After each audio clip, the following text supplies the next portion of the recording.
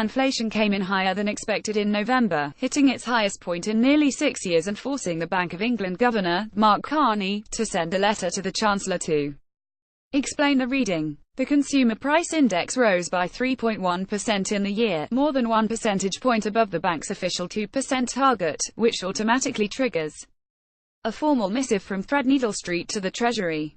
It was the highest recorded inflation rate since March 2012, when the reading was 3.5%.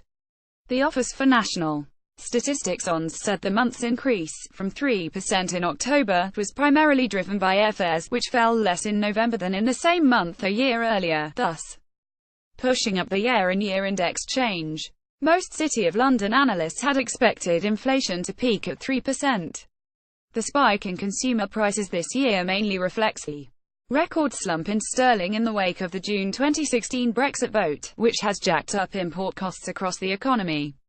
Highest since March 2012, the Bank of England raised interest rates in November, the first increase in the cost of borrowing in 10 years, in order to rein in domestic inflationary pressures. History of the interest rate. The latest reading is likely to strengthen the conviction of policymakers at the bank that they did the right thing.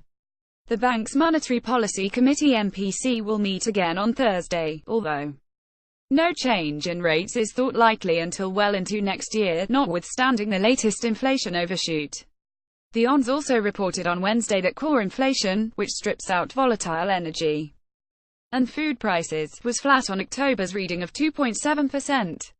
All in all, there is little here to suggest that the MPC needs to raise interest rates again quickly to stamp out inflationary pressures.